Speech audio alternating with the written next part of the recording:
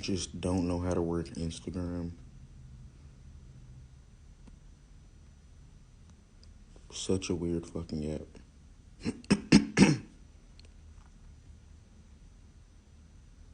Oh, there we go. Did that do it? Hopefully. Set this up real quick. Okay, there we go. Fucking don't know how to work Instagram. I know, it wasn't letting me join that for a sec, but What do we got going on there? I just put on the 24/7 pass, so Hey. it'll just be there going for whenever. Okay. Ladies and gentlemen, boys and girls, welcome to Off the Dome, Season 2, Episode 13. We have an amazing guest. Would you like to introduce yourself? Yes, it is me. My name is Jake Foley, also known as JFO MMA Talk. I do a couple podcasts for MMA, a bunch of articles every day, and overall, just like anyone listening to this, love the sport of mixed martial arts. We're going to be talking a lot of MMA today. That is the whole episode, guys. We're going to recap UFC 256, talk Dustin Poirier versus Conor McGregor, Calvin Kattar, Max Holloway, and we're going to preview Wonderboy versus Jeff Neal, which I think is an amazing fight. Yeah, we have so much to go over, especially just starting off the new season. You know, just to go right off the bat, let's get this out of the way before we get into the real stuff to talk about. But, you know, just the whole, we don't have to go into one specific, well, we're going to go into one or two specific people, but just the whole boxing perspective right now, the YouTube boxing, the celebrity boxing, what's your take on all of it? It's really stupid. Like, you see that Jake Paul video with Dylan Dennis? That was weird. That it was kind of staged, but it's just, I don't know. Jake Paul, and no one, it's like, with Logan Paul, people actually kind of like him, so you can, like, if you just can't promote Jake Paul, and that's a problem. You got to promote boxing.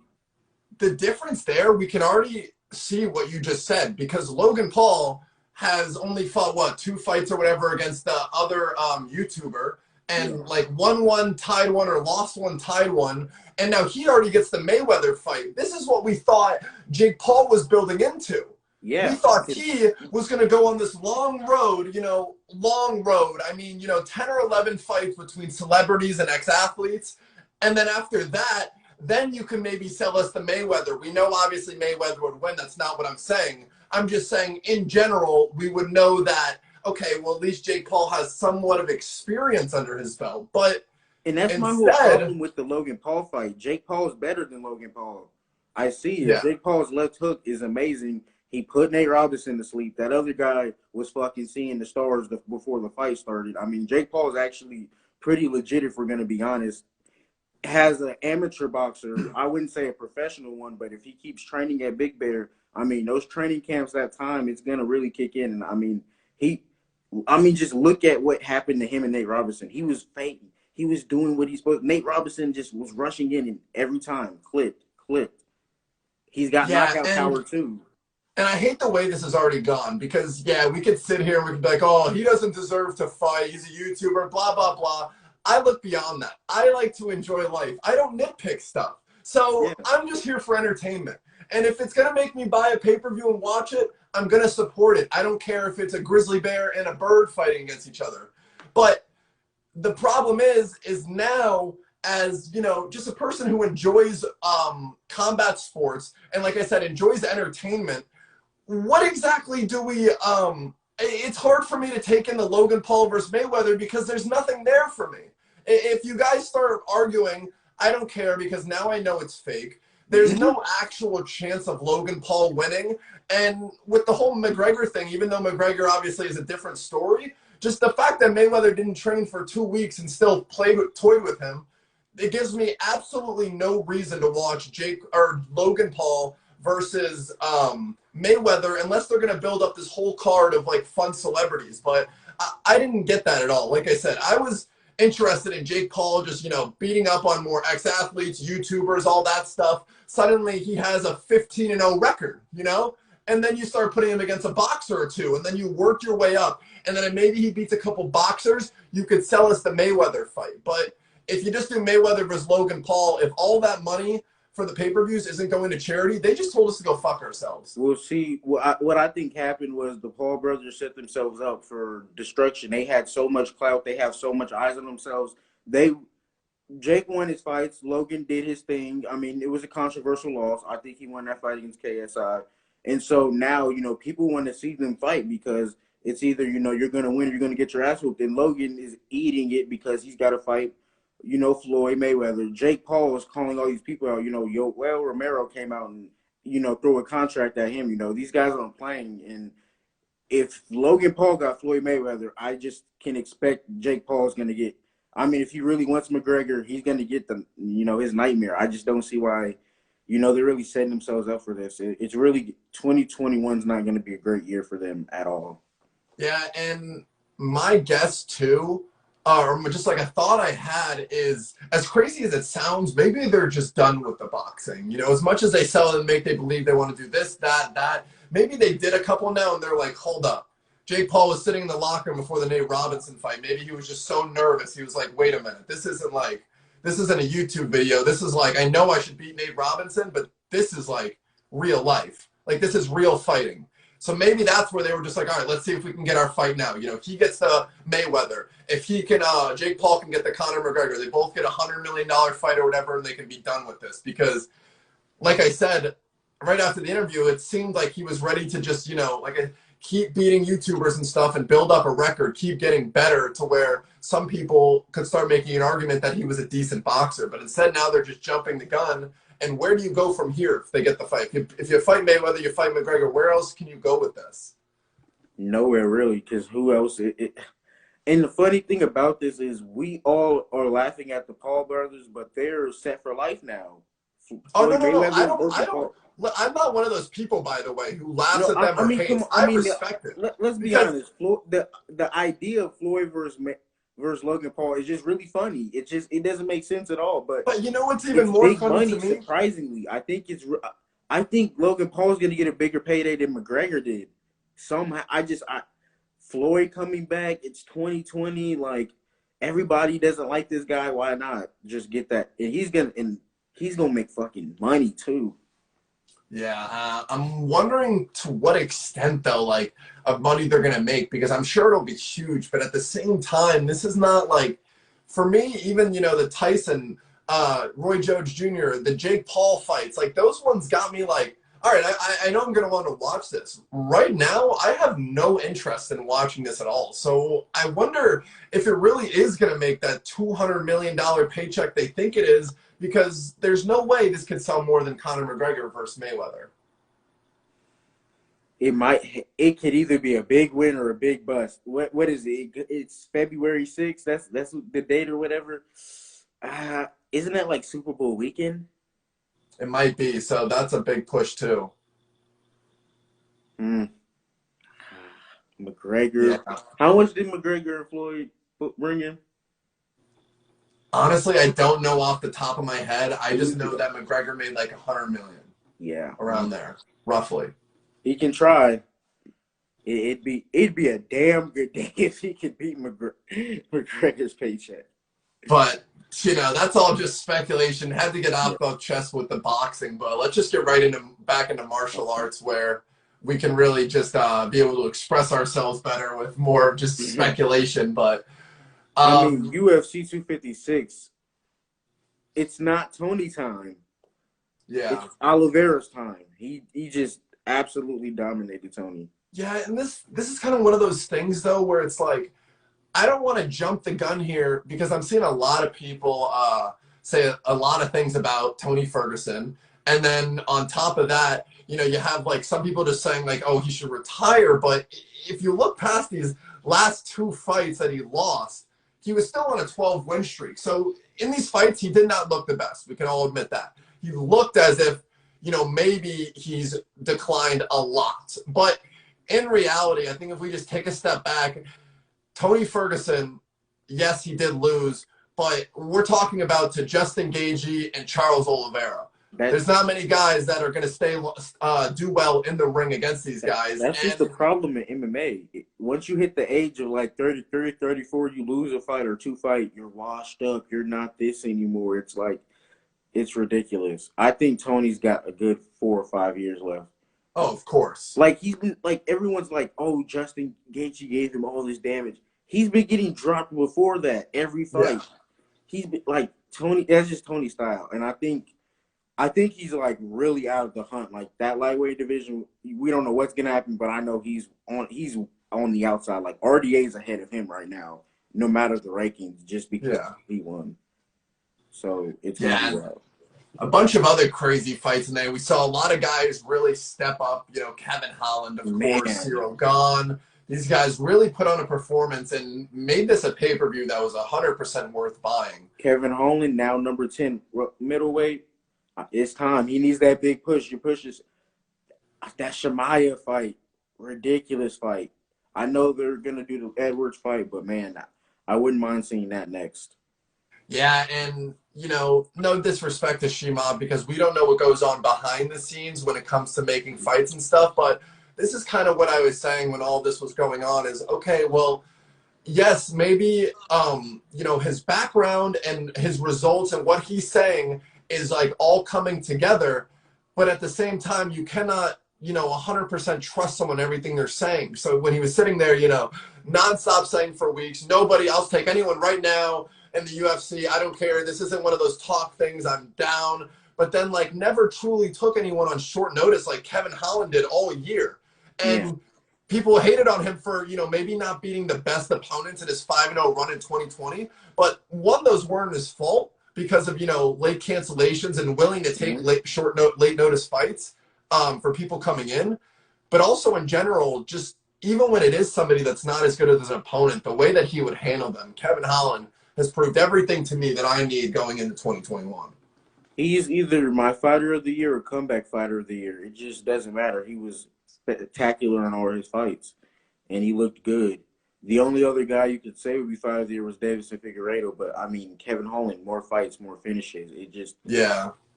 I got to pick Figueiredo just because I think the title fights and, you know, doing 4 title fights, the big thing. That's the only biggest factor. But if Holland would have fought Hermansson and got a finish, he would have been fighter of the year because he would have got that push Vettori got and been ranked 4 or 3.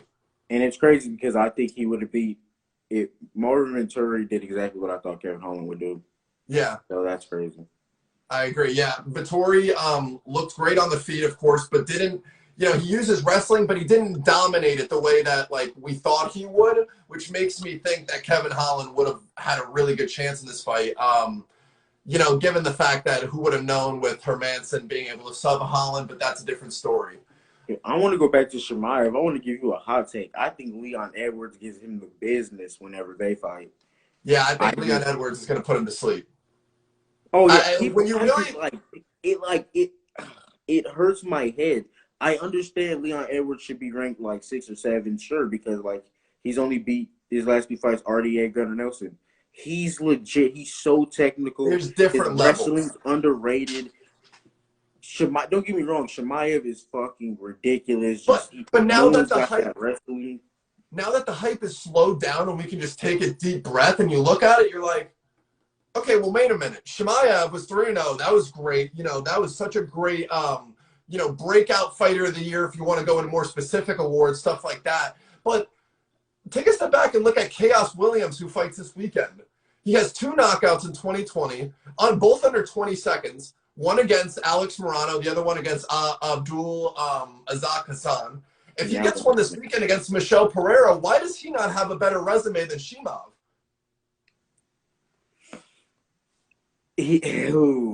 Because he didn't fight in 10 days? I don't know what it is about Chimaev, but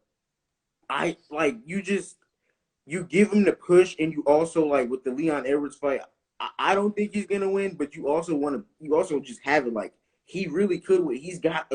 He just looks up and down. He's amazing. 10 wins, all finishes. It's like a Khabib effect. It's just like when you get a European fighter like that and they're so dominant, they're not just good, they're dominant. You know, you start to build this narrative like they're from, you know, a very bad country and they like fought their way to get here, and it gives this person like this almost like they're unbeatable. They're just unstoppable. Well, he's gone through this in life, or he's done this. He's not worried about a guy in a cage. And then, you know, if you have a guy from Wisconsin or somewhere in the USA, you're just like, all right, he might have had a bad childhood, but we know that it's something that everyone can relate to. When it's someone like Chimaev comes out of nowhere, it gets like this mysterious element to it. And this is going to bring you to my point about Chimaev. You know, Dana White said he got 1.1 million followers overnight.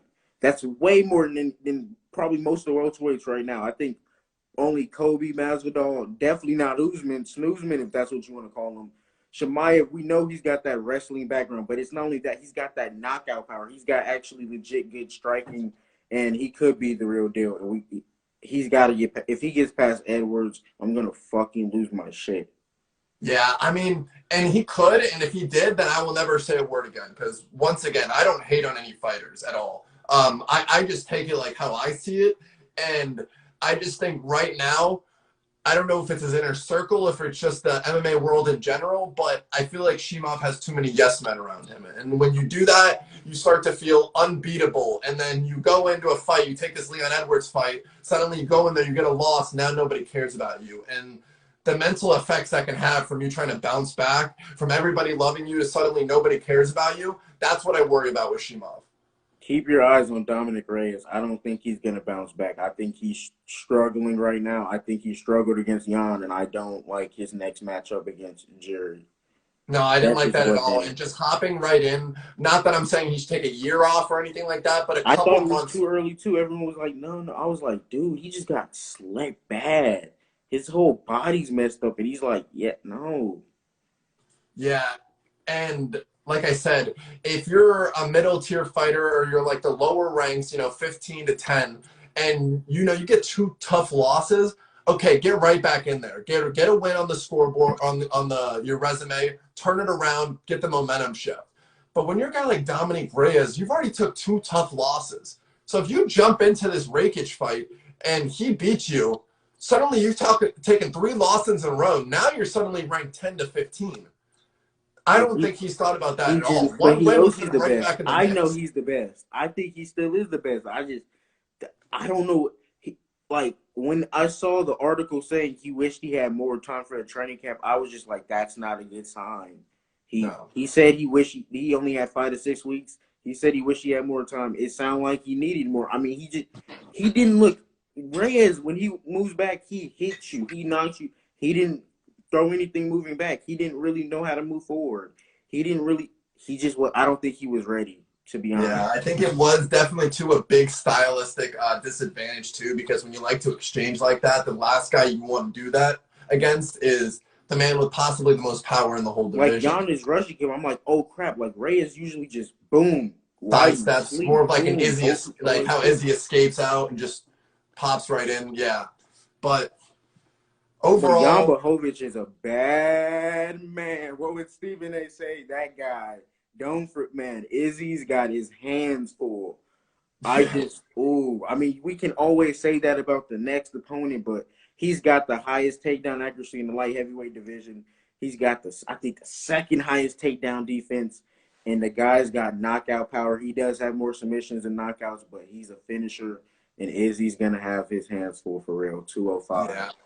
My hot take for that one is Izzy's going to finish him by submission. I think Jan is a very good opponent, but at the same time, I still think that Israel Adesanya is on a different level than even a champion in the UFC. I'm talking about Adesanya being possibly one of the best strikers, top 2, top 3 ever.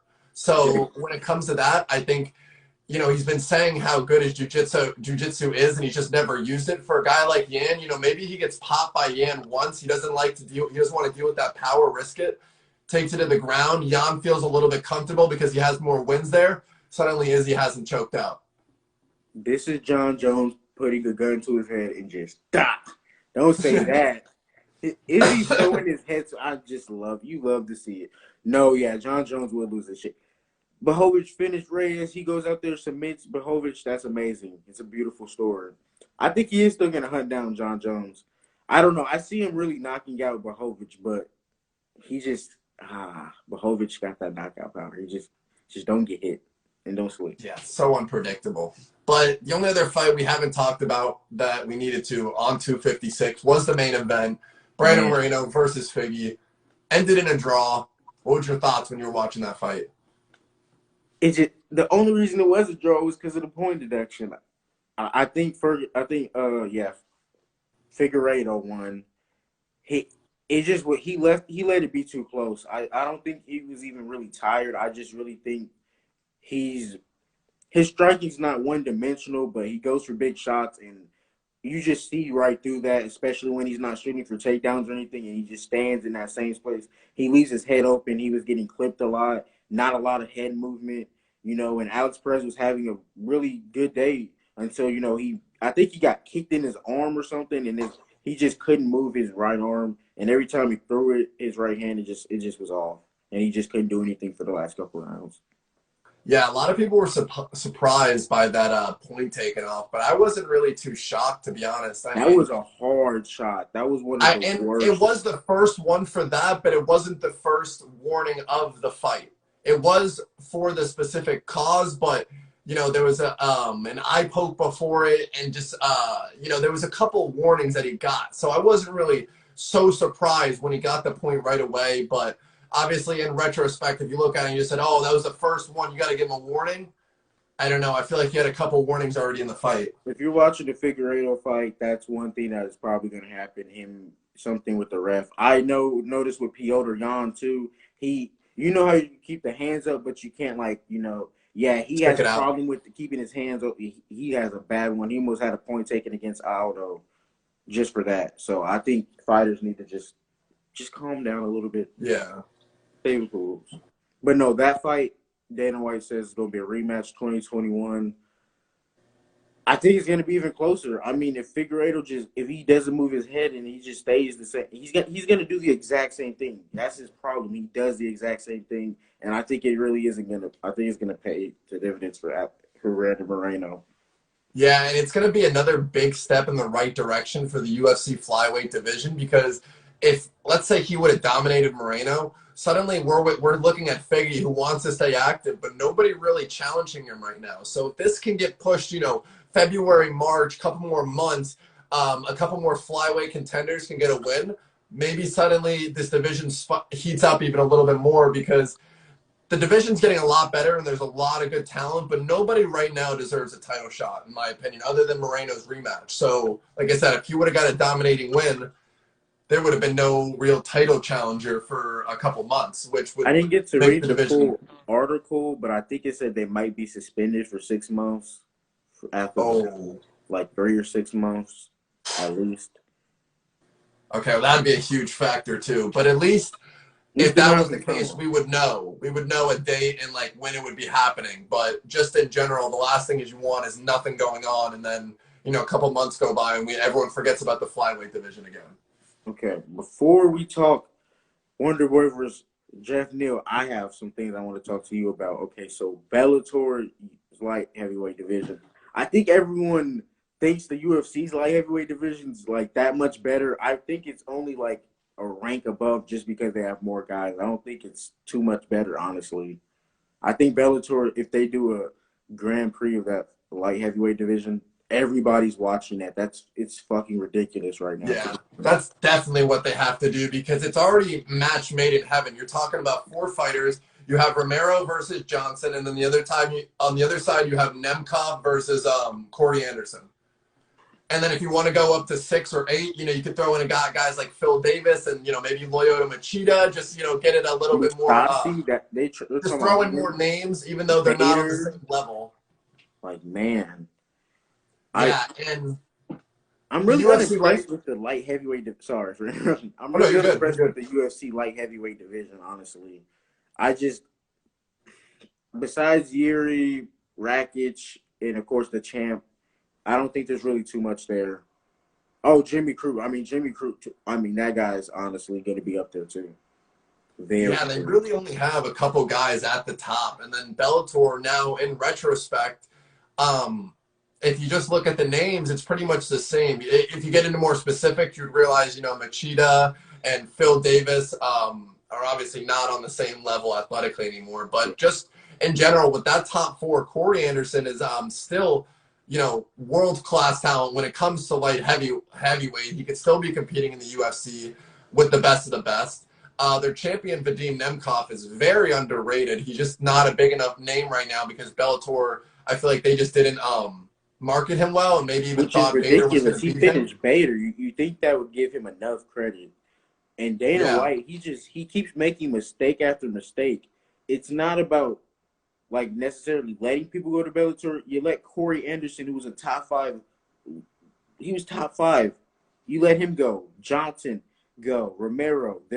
Those guys each have 5+ years left. It's just like you're just really giving them more fuel, honestly. Yeah, Romero's got a big following too. Maybe he's just not as worried because he feels like it's still that whole perspective of, oh well, the Bellator just takes the UFC scraps, and that's what it was for a little while. But now at this point, a guy like Romero or Anthony Johnson, nobody is going to consider scraps because they still have a lot of good fights they can put in, especially that fight just between the two of them right there. That's one that I definitely want to see. But, yeah, great point just in general from you. These divisions are definitely getting closer. I think the UFC will separate themselves once again once, you know, Rakic, Yuri, they fight again and they start realizing how much talent's there. But right now in this moment, not too far off. Pretty disrespectful of Dana White. So Romero doesn't have anything. Romero's got so much left. I really think he's just gotten started. Like, that Izzy fight, I know he's got more left. That's not Romero. Romero turns the lights out every time. That's Romero. He got screwed out of the second Whitaker fight. I think he won the second fight, but he just can't do that again. I can't believe. He hit Izzy one time, and Izzy was just, I'm like, dude, you just rush him. Yeah, and a lot of people hated on him for that, but at the end of the day, if you want to look at it from Romero's perspective, he knows that he's not going to, you know, be able to just wrestle him and just win this fight versus Adesanya. He's way too good of a fighter. And if he stands there, Adesanya can put anyone in the world's lights out standing up. So Romero, it looks stupid. Everyone made fun of him, but that one moment when he was standing there and then caught the one shot, imagine if that would have put Adesanya out. He's the world champion. Like, his leg was messed up. Of course he's not. He doesn't, like, his leg's messed up. I really thought we were going to see more takedowns. I don't think he even shot a take. He might have shot 1 or 2. I don't remember. But if he just went takedown straight to the elbows, that would have been, I think we would have saw it. So. He tried, though. But looking into this weekend now, last fight card for the UFC for 3 or 4 weeks, whatever it is. Yeah. Wonderboy versus Neo. What are you thinking about the card just in general? I mean, there's some great fights. You're talking about Pereira versus Chaos Williams.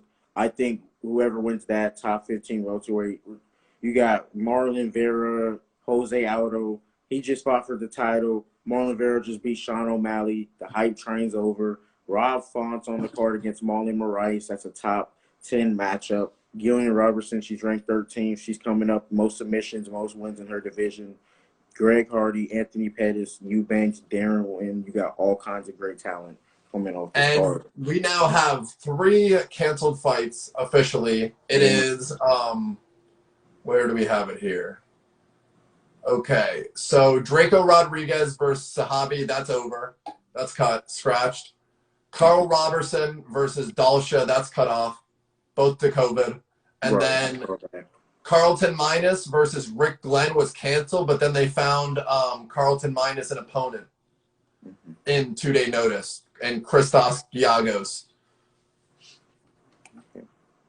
But, you know, just to go into the main card, because instead of just breaking down every single fight, you know, all no disrespect to the prelims, but we could touch on it. Just getting into the main card, though, first fight is Tabora versus Hardy. How do you see this one going? I think it's another Greg Hardy knockout. He keeps getting better. You know, he was fed to Volkov. He actually looked really good, and I think he's going to be a top 10 heavyweight. Even for his age, he still seems to have that great athleticism. He's way quicker than these guys, and I think he hits harder than them.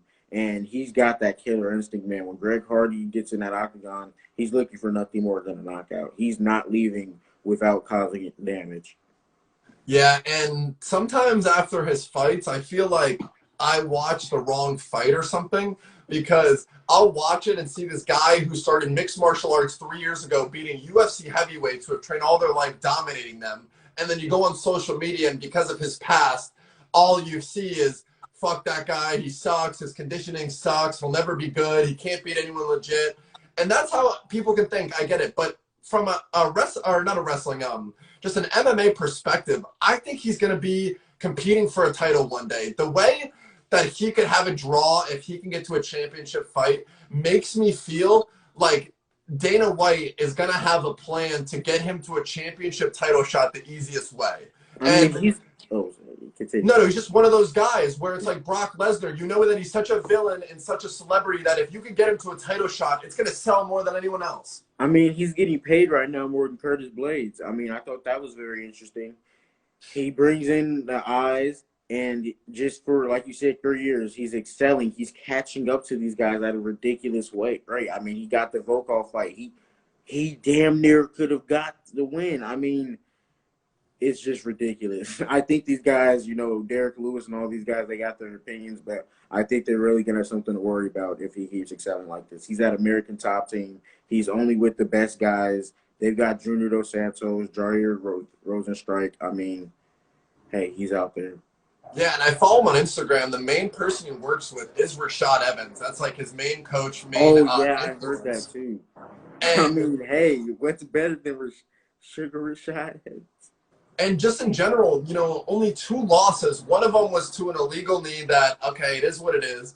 It happens. He's only been fighting for a year or 2 at that point. I wasn't going to hate on him for that. And then his other one was taking the Volkov fight on a 1 week's notice and almost beating him by decision. A guy that's now seen as possibly the next title challenger after, you know, 1 or 2 guys go. He's just a winner. I mean, like you said, an illegal knee and a short notice fight. Besides that, he's been winning.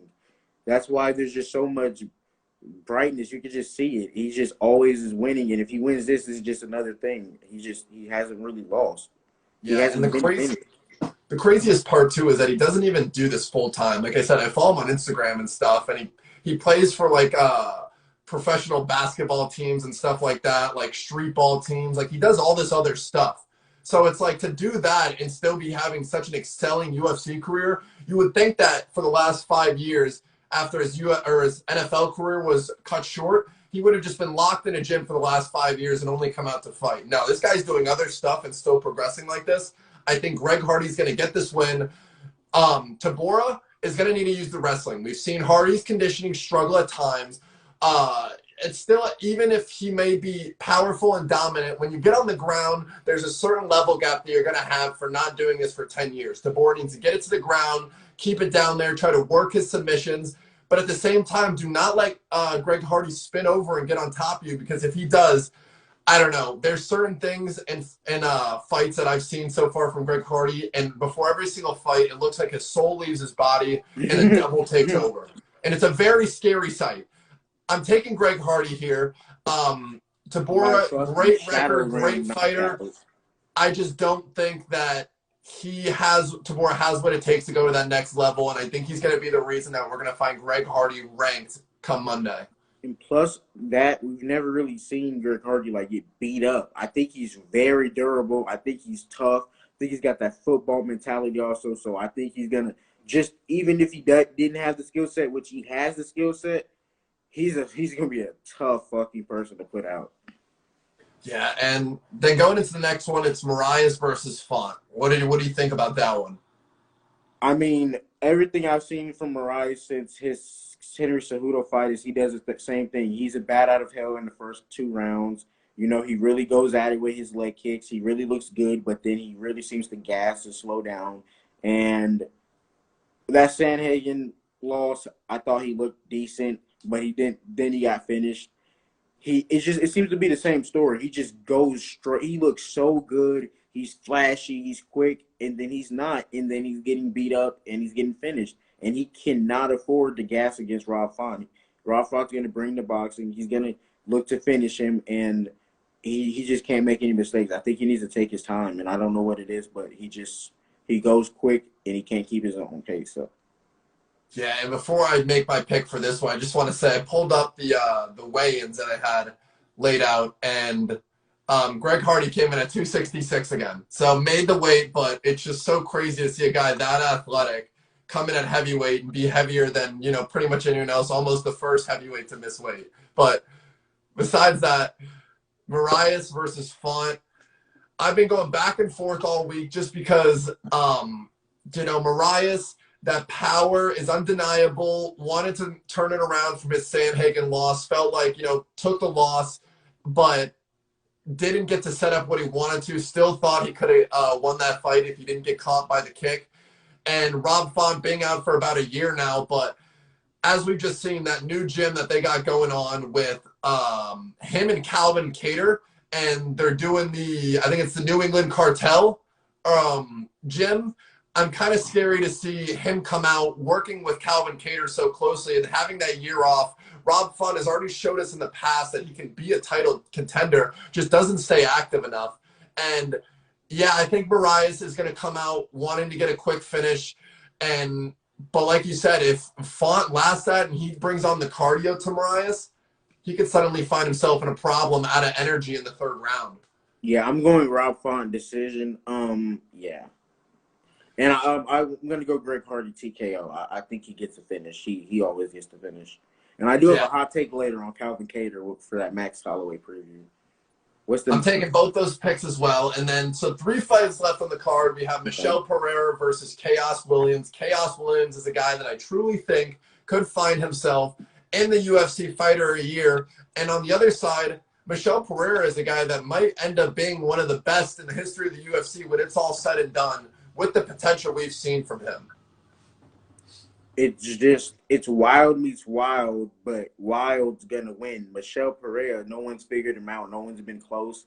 You know, I think Chaos Williams knows what he has to do, but it's gonna be harder because Pereira's got the kickboxing. All Chaos has got is boxing. I think he's gonna use his distance. He's gonna throw wild kicks, and he's gonna be jumping off the cage like a madman.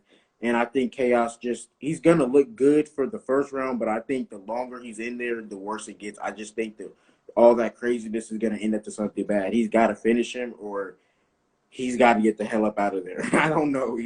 Yeah, to be honest, I don't know.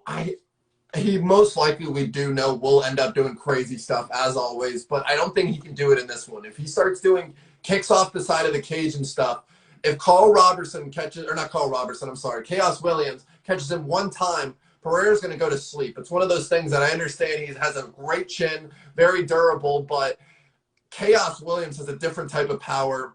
But just in general, looking at his 11-1 record, it's so great to look at, but never has gone to, past the second round more than like 1 or 2 times. So stuff like that really concerns me because Pereira is going to be going 100% all fight long. I just think he needs to stay patient. And look at Pereira's last fight. Look who he fought. The guy with all those boxing fights. He was so technical. If he comes out like that, I mean, sorry for talking about all the wildness. Let's talk about him when he's at his best, when he's technical. He was in the zone. His range, him coming in and out, it was so beautiful. That right hand was just landing. I mean, Chaos better. If anything, Chaos should hope the wildness comes out because I think technically he's going to give them a problem. I agree. Those two are just going to meet in the middle, and it's just going to be fucking chaos. I mean, it's nothing more than that. Yeah, I think Pereira here, even though it's going to be a great fight, I think his own worst enemy is himself. If he starts doing that crazy stuff, I think he gives Chaos Williams a chance to catch him and put him out. But if Pereira just stays there, stays patient, and just stays technical like we saw in his last fight, I don't know how many guys are going to be able to compete with Pereira later in his career with a couple more wins. Just in general, the way that he can like I just said, stay patient, stay technical, but still do this unexpected flying knees out of nowhere, land back in, and still throw a jab right after. It's the type of athleticism that it goes beyond just being a great athlete. You have to have a certain craziness inside of you, kind of like Tony Ferguson. Everybody thinks he's just a striker. He's got a black belt too. I mean, there's submissions can come too. I hope people are watching this full game. Don't just think he's just a striker. Yeah, I'm taking Pereira by KO in this one. I think he's going to come out patient, really just kind of take the life out of Chaos Williams, and then do the same thing in the third round of his last fight where he explodes and just reminds everyone, okay, wait a minute, he is still on a different level. But I don't think he's going to want to get too crazy early. Just like I said, if Chaos Williams comes out and he's throwing a lot of, wild shots, Williams could easily catch him, could easily outbox him technically if it's not too MMA in general. But taking Pereira on that one. Funny. I'm taking Pereira decision. I think the longer it goes, like I said, I think the worse it gets for Williams. And Williams hasn't been past something in the second round. I think it's gonna get really weird for him, and he's gonna struggle. And Pereira's got good pressure, and I think Chaos is gonna be on the back foot the whole time. Yeah, 2 fights left for it. Jose Aldo and Marlon Vera. What's your take on that one? Okay, so Jose Aldo just fought Petr Yan, the champion. He's 33. He's went down from featherweight to bantamweight now. Marlon Vera, up-and-coming bantamweight. He's been here for a long time, though, but he's finally getting his respect. He's finally getting the clout. He beat Sean O'Malley, an undefeated fighter. He made it look easy, and I think these are 2 finishers who are going to meet in the middle, but I think Vera's younger. I think he's quicker. He's longer, and I just see Aldo Aldo looked very good against Petr Yan, but he still got caught, and I just think Vera's range and his length is going to give him problems. Yeah, and we're looking at 2 fighters that could not be more opposite in just where they're at in their career. You look at Jose Aldo, he's done so much, still could be considered to be the featherweight GOAT, and at the same time, though, has dropped a couple fights now. Some people feel like doesn't have that same bounce in his step, doesn't use his leg kicks the same, just kind of looks like a different fighter. Not even just like he's getting older and not as athletic, just not the same fighter.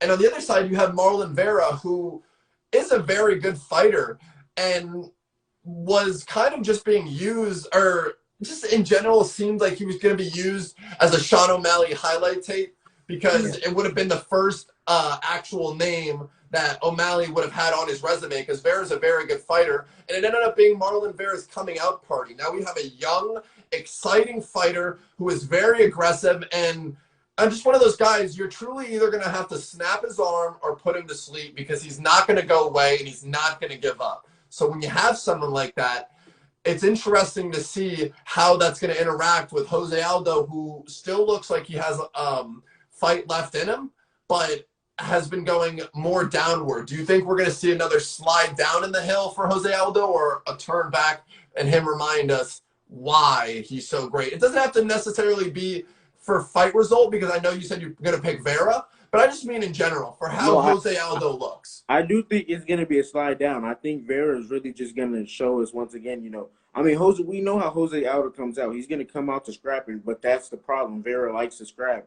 And, Jose Aldo's not going to shoot for a takedown. I think if anyone's getting a takedown, I think it's Vera. I think his jiu-jitsu and submission games is going to give him problems. And so I don't really like the matchup for Jose Aldo. I think in terms of opponents, you want to fight a certain person at this point, but I think Marlon Vera is just a guy who's just going to give him problems all around. I don't think this was really the best matchup for him, especially coming off a Yan fight where you took a lot of damage, and in this fight he's looking to put on more damage. And so, it's just all about his chin and how he can look, and he's still cutting down the bantamweight. He's looked okay, but I still think those cuts are really hard, or more harder than they've looked, at least. So that's why I've got Vera by decision. I don't think he gets to finish 3 rounds. I don't think it's enough. I'm going to be taking Jose Aldo by decision, but I think it's a complete toss-up. Very sketchy fight. Now, the main event, obviously, Shima versus Edwards was canceled. We are left with Thompson versus Neal for the main event. Which way are we leaning on this one? Jeff Neal's got ridiculous power. He's got great wrestling. But when it comes to striking, I don't think anybody in that welterweight division knows what to do when Wonder Boy's standing across from him. His leg kick, he kick your head off with his front leg, back leg. He's got it all. I mean, Vicente Luque, I have not been higher on a welterweight. There are two welterweights I can tell you I just absolutely love. Jorge Masvidal. We know who he is. We know where he's going to be. But Vicente Luque, that young up-and-comer, I cannot get enough of him. Wonder Boy absolutely neutralized him. Nobody has ever done that. Everybody he's faced has struggled against him. Darren Till, Woodley twice, even though Woodley hurt him. He's that style, that actual karate style gives them problems because he just bounces, then he attacks. They don't know when they attack, and his takedown defense is good. And so I just think Jeff Neal's going to be left standing. He's going to get kicked to the body a lot, and I think it's going to lead to a eventual head kick. Yeah, and this is one of those fights where it's like I don't want to, build too much of a narrative for like what I think will happen is what I'm saying. But what I see this as one of those like Geoff Neal's coming out party and an incredible highlight to put on his just in general, just for like his promos, and then also just adding that Wonder Boy name to his resume. I think this is where Geoff Neal's really going to show people, hey, I have this power that's unlike any other, but that's not all I have. I have great striking. I can, mix it up. I can go into the later rounds. I don't think he's going to want to go into like the 5th round or 4th round if he uses too much energy, to be honest. I think that's where Thompson could steal the fight. But I think Neal's going to get a finish within the first 3 rounds. Imagine if Jeff Neal wins. We've seen what Mike Perry looks like. Mike Perry looked pretty decent. We know Wonder Boy is still going to compete with anyone in the top 10. Jeff Neal beating him we're just going to be like, damn, Jeff Neal just did it again. We all know he can be top 5. He beats top 5. I mean, at this point, they might. I know it's stacked up there, but he's going to get he wins, he's going to get a big fight. A big fight. It's just going to be. He's going to love it. Yeah, and I think if he beats Thompson, especially by a crazy finish, he's probably only 1 fight away from a title shot, right? I mean, because they're going to give him a good opponent. What else you do? If he beats him, like where else can he go? I don't think this is a guy that is is going to need to prove any more. If he can beat Thompson and then one other person that's a higher level competition, I think he deserves a title shot, especially the way that he could probably be marketed. Just big knockouts, great power, just overall awesome nickname, Geoff Hands of Steel Neal. Love that. That flows so well. But yeah, I saw a lot of people so far taking Thompson, but I'm definitely taking Neal in this one. I think he's going to get a finish. I mean, I got Thompson right now, number 5. Let's say Kobe fights Jorge, Gilbert Burns fights Usman. I mean, he's right there. I mean, what else would you do with him? I wouldn't have anything else besides Vicente Luque. I mean, there's nothing else. I mean, even that's not interesting just because he just beat number 5. Okay, now I want to get to Dustin Poirier versus Conor McGregor. Okay. Yeah. They both fought 2014 at featherweight. Since then, McGregor's 6-2. Those 2 losses coming to Khabib and Nate Diaz by submission. All wins finishes. Dustin Poirier since then is 10-2-1, 9-2 in the lightweight division. And this is just a ridiculous fight. It's completely different. Dustin, I think if anybody's looked different, it's Dustin. His whole boxing, his whole MMA, it's just evolved. He just wasn't that guy, but now he's finishing top guys over and over. He took Dan Hooker into the deep waters. I haven't seen anybody take Justin Gaethje in the deep waters besides Khabib. Dustin did it, and I just think he's going to give Conor a lot of problems that Conor didn't see the first time. How do you see that? And I think it could be a great fight, but just like Corey Anderson said before he left for Bellator, I think there truly is levels to this shit. And when it comes to striking, Poirier's improved. He looks great. Took Dan Hooker very far. But I don't think that's all it's going to take. I think he's going to have to worry about a little bit of wrestling. Just McGregor mixing it up probably more than he's ever had.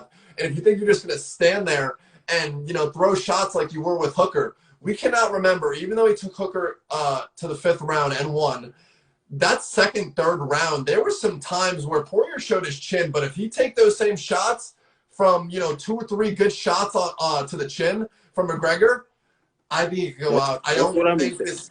I think it's a good fight, but I think for Poirier, it's just a very, very bad matchup. Just Poirier's we're been getting talking. hit his whole life like this. I mean, all these Eddie, you just like that Dan Hooker moment you're talking about when Dan Hooker was just. I legit have seen that in all his fights. There's just one moment where he just gets even Max Holloway. He gets bust open. He's on the cage and they're just Max was just hitting him. Alvarez was just going off Gaethje. He gets stung and that's why Poirier put him. I mean McGregor put him out. You know I think McGregor hits way harder and so like you're saying. I mean that's a good. Yep. For me, you know, I was gonna say the longer this fight goes, I think it's better for Dustin. Just to see, you know, McGregor's cardio, but McGregor came like a bat out of hell against Cowboy. I would expect the same thing, and Dustin wants to exchange, and so it's just gonna be a fucking crazy striking war. And if Dustin gets hit, we know what happens. Yeah, and no disrespect to Poirier, but I think McGregor is going to work him a little bit more than some people are giving him credit for. I think McGregor is really on a different level. Going to honestly finish Dustin, to be honest. Dan Hooker looked fucking huge for 155. I didn't know he was that big. Boy, you better go up to 170. You finish Gilbert Burns. Nate Diaz was right. You're the number one welterweight. Have you ever seen the video of him sparring with Adesanya? He looks. They look like they're the same size. He's like 6'1". They look like they're the same size. I looked it up. I'm like, dude, you're no wonder you look tired or gassed. You're probably cutting this like how were you ever at featherweight? Yeah, and Dan Hooker's a guy where Till. I don't have many personal bias, but for him I do. I love the guy. Dan Hooker's like my #1 favorite fighter for sure. And I just think that, you know, getting these win a loss, the way he has been so far, he's just wasting his career when I truly see championship like potential in Dan Hooker. Maybe at this division, maybe at 170. But why would you, if you're cutting this much weight, why would you hang around at 155 where this is probably the best division in any mixed martial arts division in the world? The UFC lightweight division is the cream of the crop. I'm just at the point, give him Gaethje. He keeps saying that's the fight he wants. That's the fight that just lights him up. Give him Gaethje. If he loses, it's really got to be a thing of like, dude, what can we do with you? You at featherweight, you were he would have to go up. Losses. It's like, it's really to be, I mean, what else can you do with him? He can't just keep winning and losing. And I mean, if he is struggling with a weight cut, just move up again. I mean, you're 6'1", you're gonna be taller than pretty much everybody. Yeah. He just like the only reason he lost that fight was because he got tired. I mean, Poirier was throwing. I'm just like Dan Hooker. He did the same kind of against Felder. He just getting tired. I don't know what it is. Maybe he doesn't have that cardio. Yeah, I think Dan Hooker needs to take on Gaethje, and going into that fight, I bet you he's going to be very underrated going into it, just because of Gaethje, you know, lost to Khabib, but still just in general considered to be one of the most dominant fighters in the UFC. I shouldn't say dominant, more of like explosive, just in general. He just wants actual war. He wants blood, all that stuff, but so does Dan Hooker, and I think that's a fight Dan Hooker could win. If Gaethje gets a little wild, he wants to try to exchange, show his power, and Hooker comes from one of those weird angles, could catch him. Hooker's got some weird, like, I've never seen it. I thought Max Holloway was good at cutting angles. Hooker's definitely that city kickboxing. Alexander Volkanovski, I think, does it better than honestly anybody. He like really did it to Max, like it was crazy. Okay, but I'm gonna set up Holloway Kattar for you. Max Holloway, he had 8 straight title fights before this. He's number 8 pound for pound. But he's 2-3 in his last 5. He's got 10 knockouts, 8 bonuses, the most wins, most stoppages, longest winning streak in his division. He is number 1 ranked featherweight, coming off 2 losses to the champion, Alexander Volkanovski. He's got the most significant strikes, 85% takedown defense, and he lands at a 62% clip on significant strikes. But now he's facing Calvin Kattar, the number 6 ranked guy in the featherweight division, 2 fight of the nights, 56%. Significant striking defense, 78% takedown defense. He's got 4 finishes in the UFC. He's 6-2, 11 knockouts. This is going to be his 3rd main event. He's been there. He's ready. He's fought Dan Ige. He's finished Jeremy Stephens, Ricardo Lamas, Shane Burgos. He damn near hunted Zabit out of Russia. This guy has got amazing boxing. He always brings it. He's looking for the big KO. I think he's got more power than Holloway. How do you see this match going? Yeah, it gives me just a little bit of resemblance what we were just talking about with Conor McGregor and Dustin Poirier when it comes to the fact of, okay, yeah, Calvin Kattar is getting a lot of respect for this great boxing he has and the power he has, the technicality of his striking.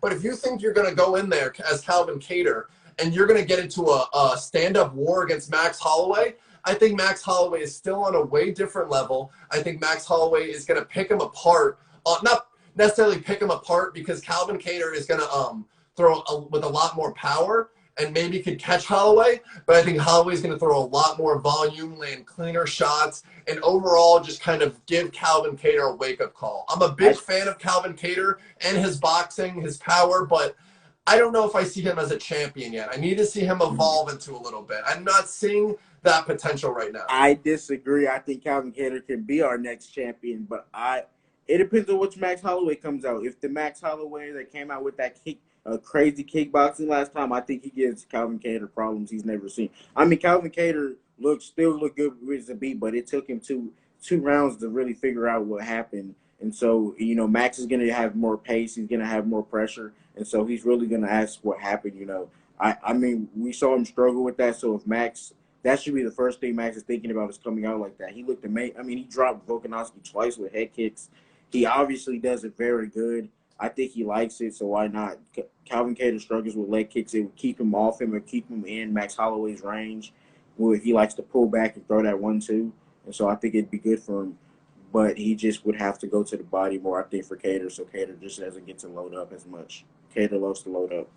And it's just another one of those things where, okay, this skill-wise, yes, with this it could be very good, especially in the stand-up.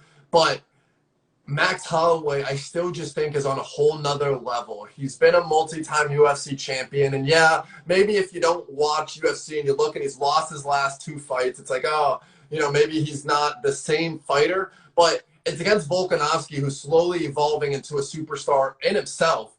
And I truly think that Holloway is going to come out here and show his experience. I don't see him losing his 3rd in a row. If Kattar does beat Holloway, though, this would be his official coming out party and just really in line to get a championship shot. Hey, I think Calvin Kattar, number 5 or number 6, I think that's where he belongs just because of the finishes. But Max Holloway, I mean, it's just, if you don't win, where do you really go? I think this was the time he should have moved to lightweight because he loses this fight. It's really you. I mean, you lost to the champion twice. I mean, you winning this doesn't really get you a championship opportunity. You lost to you really got to pray Brian Ortega wins that fight to really get a title. Because, I mean, you already beat Brian Ortega. Why not stand up and be like, what the fuck? I beat this guy. Give me that. But if you – I could never see Dana White ever doing that. I mean, I get that the fights have been great. I just don't really see him just going straight for that. It's really weird.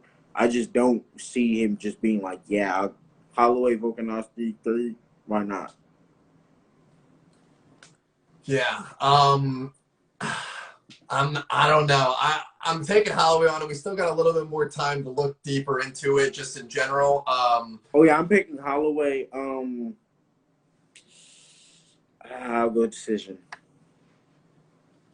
Yeah, I think I have Holloway finishing the fight. I think like I said, I still think there's different levels to this, and I think he's on a whole different level than Kattar is. Boxing, maybe Kattar has a little bit better at boxing, but when it comes to kickboxing and just overall mixing it up, I don't know if he's going to be able to hang around with Holloway. But now, I want to have a conversation with you about, you know, Fitz is the guy that just fought this weekend. Who?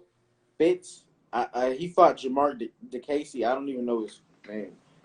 He's a bunch of Muay Thai fights. I don't even know his whole. It's like Fitz or not. It's something weird. I'm not sure. I'd have to look it up for you. I got you. I'd have to send it to you. A guy that fought this weekend. Anyways, did you hear thing about Rose Namajunas and Weili Zhang? That whole title fight just not happening now. Carla Esparza getting a title. Dana White said Rose didn't want to fight for the title. And then I know, and then Pat Barry kind of like pushed back at that, but at the end of the day, you know, Dana lies a lot, but I'm not going to be trusting anything Pat Barry says. So For me, I'm going to go with what Dana said, and that's what I'm going to believe is to be true, but who knows? I mean, I don't think he really wants to be like Carla Esparza versus Weili Zhang. Yeah, that does not. I don't see any potential in that fight. He's probably crying that that's his next time. Like, damn, you might as well give Weili Zhang Shevchenko at this point. Like, that Carla Esparza fight's not going to bring in anybody. Oh my! I thought she lost her last. Who did she fight last? Esparza, I think Michelle Watterson, but I'm not 100% sure. No, yeah, I think that might have been. Yeah, okay. Then she won that one. Oh.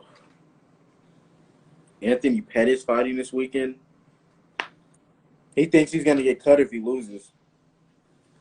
Yeah, but that's and now I feel like I'm getting repetitive, but I feel like that's another one of those where like Morano's a very good fighter, but Pettis is just still on a whole different level. And Pettis has looked bad if you look at his past couple of fights, but it's all against top guys. And now getting someone like Morano. Here, let me go on my laptop. Shoot, even Cowboys look good. I'm just like, man.